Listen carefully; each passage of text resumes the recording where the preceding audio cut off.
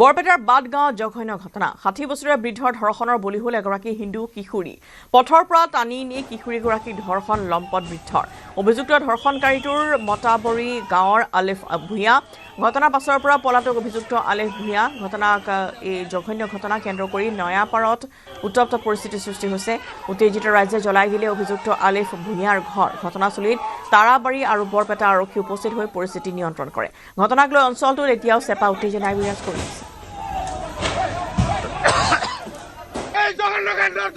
ফাঁসি লাগে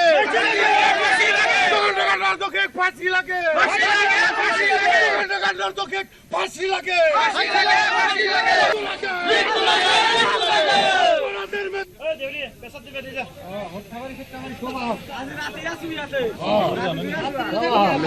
তেৰো বছৰীয়া ছোৱালী এজনীক যদি ৬০ বছৰীয়া বয়সীয়াৰ এজন ব্যক্তিয়ে যদি ৰেপ কৰিছে এইটো ইয়াতকৈ জঘন্য কাণ্ড আৰু একো হ'ব নোৱাৰে। কি নাম তেখেতৰ?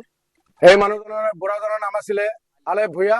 ইয়াৰ মানে মুছলমানৰ এজন ৬০ বছৰীয়া বয়সীয়া মানুহে ঘৰত কোনো নথকাৰ সুযোগত তেখেতক ৰেপ কৰা বুলি মই শুনিবই পালো। আমি ইয়াতে আহি কিনে পৰিস্থিতিটো অলপ দেখা পালো, ভয়ংকৰ পৰিস্থিতি।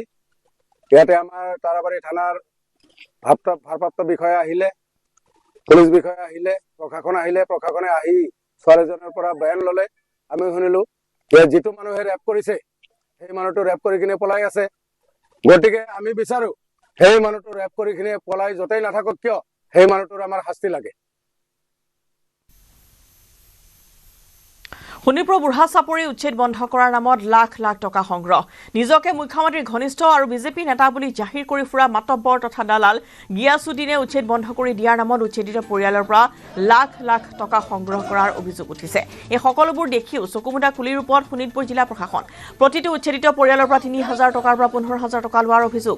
বুঢ়া চাপৰিত উচ্ছেদ চলোৱা মুঠ পৰিয়াল আছিল ৭১০টা। ন্যূনতম ৩,০০০ টকা লৈ ধৰিলেও ২১ লাখৰো অধিক টকা আৰু সৰ্বোচ্চ ১৫,০০০কৈ যদি ধৰা যায় তেতিয়াহ'লে ১ কোটিৰো অধিক টকা গিয়াছুদ্দিনে লুটি নিয়ে। উল্লেখ্য যে এই ধন গিয়াছুদ্দিনে প্ৰশাসনিক বিষয়াত অথবা বিধায়ক মন্ত্ৰীক দি উচ্ছেদ বন্ধ কৰাৰ প্ৰতিশ্ৰুতি দি সংগ্ৰহ কৰিছিল, যাৰ বাবে বহু বেদখলকাৰীয়ে খালী কৰা নাছিল ঘৰ দুৱাৰ। ইফালে দালাল গিয়াছুদ্দিন ওৰফে গেছুৱে ভয় ভাবুকি দেখুৱাই ধন লোৱাৰ অভিযোগ উত্থাপিত হৈছে। এই ঘটনাৰ পিছত অসম সংখ্যালঘু সংগ্ৰাম পৰিষদেও শোণিতপুৰৰ জিলা আয়ুক্তক স্মাৰক পত্ৰ দাখিল কৰি গিয়াছুদ্দিন আৰু তেওঁৰ মুঠ ১২জনকৈ সহযোগীৰ বিৰুদ্ধে তাৎক্ষণিক বিহিত ব্যৱস্থা গ্ৰহণ কৰিবলৈ জনাইছে দাবী।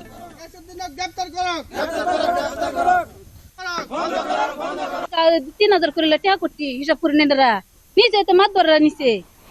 মাছ ধরার নাম কেউ আনতো তো বস্তিতে একজনটা গার্জেন বানায় তারা জমা করছে বা তারা কারে দিছে হেটা তো আর আমরা জানি না। সে পিলে মানুষ হাতত দিছে শামসুদ্দিন কামাল এবিলাকর হাতত ইহতে কার হাতত দিছে এটা আমি না জানো। বিঘা পিছু ৩,০০০ করে লইছে, তার ৫ বিঘা মাটি তো বেশি কই লইছে। আমি ৯,০০০ টাকা দিছো। যে এইবিলাক উচ্ছেদ নকৰিব, যোনে টকা দিব পাৰিব সি থাকিব পাৰিব আৰু যোনে টকা নিদিয়ে সি থাকিব নোৱাৰিব। এতিয়া আমি ল'ৰা ছোৱালী ক'ত যাম? আমি দিছি ১০,৫০০ টাকা এই ৩ বিঘা মাটি না ১২,৫০০ টাকা দিছি আমি। ১২,৫০০ টাকা দিছি ৪ বিঘা মাটি প্রতি মাসের হইতে। আমার ৩ বিঘা আছে মাটি, আমার ভাইয়ার আছে ১ বিঘা, এই ৪ বিঘা মাটির পয়সা আমি ১২,৪০০ টাকা দিছি। এটা এই যে এইদিকে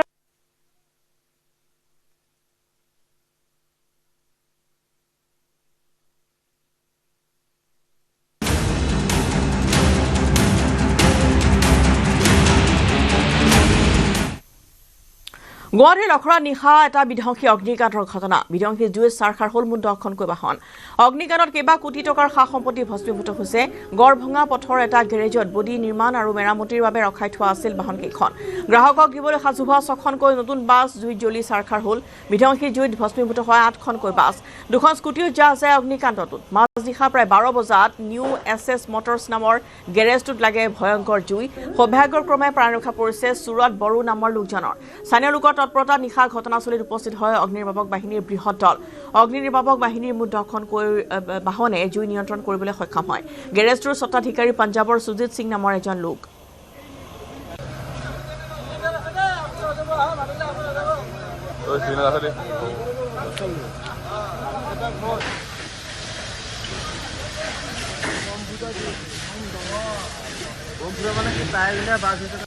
ৰাতি জুই লাগিছে আমি মানে ৰাতি আমি গম নাপাওঁ এনে শুই আছিলোঁ বাহিৰা মানুহে আহি পেলাই আমাক মাতিছে এই গেটত ধমধমকৈ মাতি আছে আমিতো গমেই নাপাওঁ ৰাতি শুই আছিলোঁ পটককৈ টাইমটো আমি চাব সময় নহ'ল মানে কেইটা বাজি 12টামান বাজিছে নেকি মোৰো অনুমান তাৰপিছত মাতি থাকোঁতে আমি বাহিৰত ওলাই চালোঁ ধুনীয়া জুই উঠিছে মস্ত ডাঙৰ জুই উঠিছে তাৰপিছত কি কৰোঁ তাৰপৰাই আমি ইয়াৰ পৰাই বাহিৰৰ মানুহকেইটা আমাক ইয়াৰ পৰা টানি টানি লৈ গ'ল বাহিৰলৈ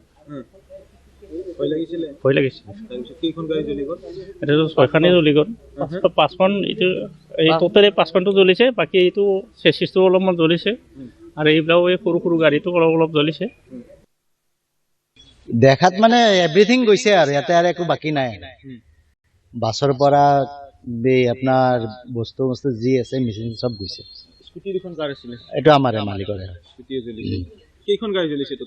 গাড়ী জ্বলিছে আপোনাৰ 5খন আৰু পিছফালে 2খন আছে ডেমেজ হৈছে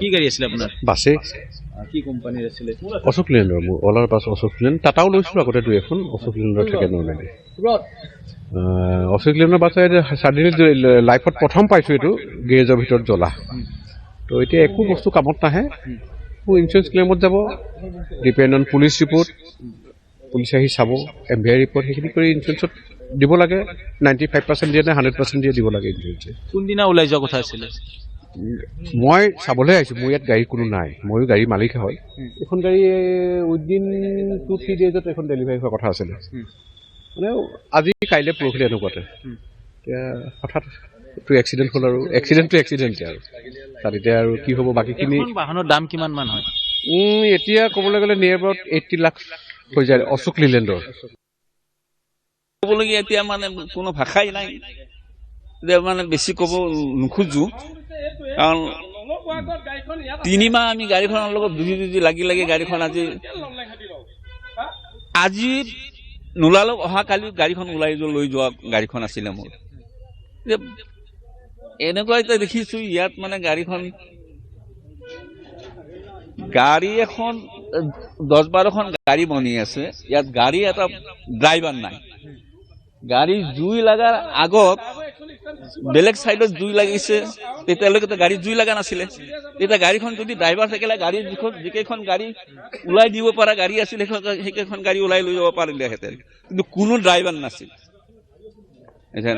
কি ক'ম আৰু ক'বলগীয়া কালি মোৰ ওলাব লগা গাড়ী গৰাকী এতিয়াও অহা নাই আৰু এই এছএছৰ যিটো মালিক এই বডি গেৰেজৰ যিটো মালিক এতিয়ালৈকে অহাই নাই এতিয়া আমি ফোন কৰিও মানে তেওঁক নোপোৱা হৈ গৈছে আৰু এজন ড্ৰাইভাৰে এটেণ্ড থাকিব লাগে ন ইয়াত যে কিবা এটা হ'লে ঘপকে গাড়ীখন যদি উলিয়াব পাৰে মোৰ গাড়ীখন চাওক বৰ্তমান জুই লগা নাছিলে মোৰখন কিনাখনো জুই নলগোৱাৰ আগতে তেওঁলোকে গম পালে কিন্তু মালিকৰ মোবাইলটো চুইচ অফ বুলি কৈছে চুইচ অফ কৰি দিছে ঠিক আছে ৰাতি 12 বজাত চুইচ অফ কৰি দিছে একো নাই কিন্তু ইয়াত ড্ৰাইভাৰটো এটেণ্ড থাকিব লাগে ন এজন যে পিটিকে কিবা এটা হ'লে গাড়ীখন লৈ যাব পাৰে ড্ৰাইভাৰ থাকিলে আপোনাৰ গাড়ীখন নজ্বলিলেহেঁতেন ন সম্পূৰ্ণ বাচিলে মোৰখন তাত মোৰ লগৰজনৰ থাকিলেহেঁতেন আজি মোৰ কালি ওলোৱা গাড়ী দিন ৰাতি কষ্ট কৰি পেলাই আপোনাৰ ইয়াত কাম কৰা আছিলোঁ গম পাইছেনে আছোঁ ইয়াত তেওঁলোকে দেখি আছে দস্তুমত